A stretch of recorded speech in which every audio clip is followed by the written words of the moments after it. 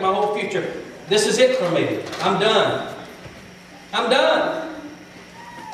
And as I laid there, and the coach was in my ear, and the referee was in my ear, and other players were in my ear, and I kept hearing them, "It's going to be okay. You're going to be all right." It didn't matter. I wasn't paying any attention to them. And I just had my eyes closed. And I didn't see anything. But all of a sudden, I heard a voice I recognized. It was my dad. And he walked over to me and he got right in my ear and he said, "It's going to be okay." And I looked. And my father had compassion. And he had tears in his eyes. He was feeling what I felt. And he said, "It's going to be okay." No other words meant anything to me except his at that time. Why? Because my father was credible. And I knew I could trust him. Well, Jesus is looking at you today while you're laying down and hurting, and he looks at your pain and he's saying, "It's going to be okay. It's going to be all right." You know why it's going to be okay? Because I'm credible. I'm trustworthy. You can believe me. Peace. I give you. Patsy, you can begin to play. And finally, we can trust him to be considered. Verse 2, he speaks to us. What does he say? He says, "In my Father's house there are many mansions. If we're not so, I would have told you." I think we get the wrong picture of this sometimes. Jesus is not up in heaven with a hammer and a nail building a house. I hope that didn't bust your theology. But it's not.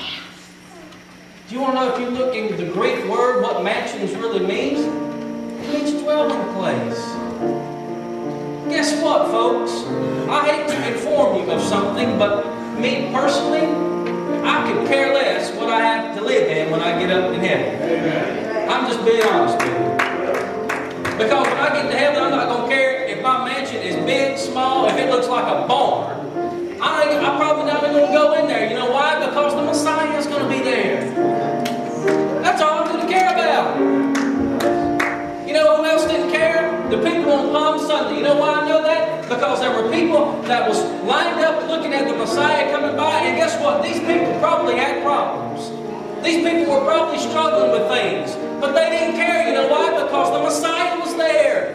It didn't matter about what was going on at home. It didn't matter what was going on anywhere else. The Messiah had rode in their town. And that's all they cared about. So what were they doing? They were worshiping. Well, when I get to heaven, that's all I'm going to care about is worshiping the Messiah. I don't care about what's there. That's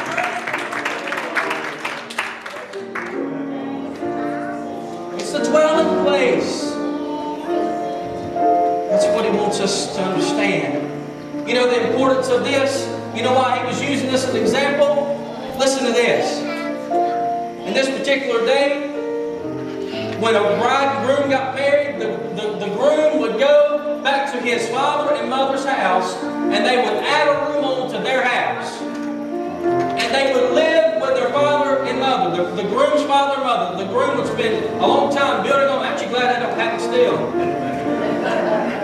Some of your parents ought to be running around. And so Jesus is saying this. I'm building you a dwelling place in my Father's house.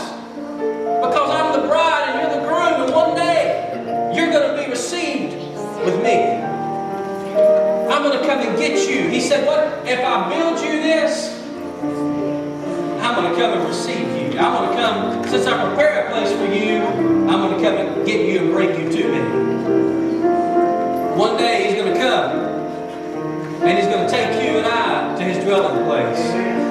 I don't care about my mansion. I don't care what it looks like. I don't care if it is a mansion. He can give me a doghouse for all I care. I'm just going to be happy I'm in his presence. And I don't ever have to leave his presence. I don't ever have to experience pain or heartache or hurting anymore. And when I get up there, that peace that he's promising, I'm going to have it forever. forever. Peace I leave you.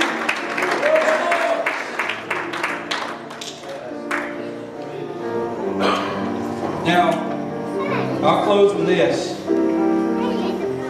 I got a question for you. Are you devoted to Him? Today, if I had to leave you with one question after reading about the triumphant entry of Jesus Christ, if I had to leave you with one thing, after reading about peace, are you devoted to Him? Will you give everything to be with Him? Listen, I know you're going through storms today. I know you're going through pain. I know you're experiencing heartache.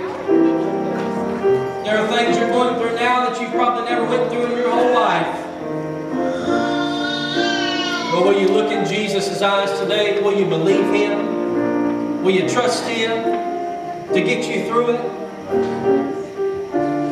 Will you know that He gives you peace? He gives you peace to get through it. The turmoil that's going on in your life, everything that's hectic in your life, He simply looks and He says, peace I leave you. Why? Because Jesus is not here with us. But He said, if I go, I won't leave you comfortless. I will send the Holy Spirit to be your comforter. And peace He will give you. So Jesus isn't here with us necessarily, but the third person of the Trinity is, as they function in one, God Father, Jesus Christ, and the Holy Spirit. And the Holy Spirit is your peace. He's your comforter. Jesus said, I leave, but when I leave, I leave you peace. Today, He leaves you peace. Peace I leave you. Would you stand?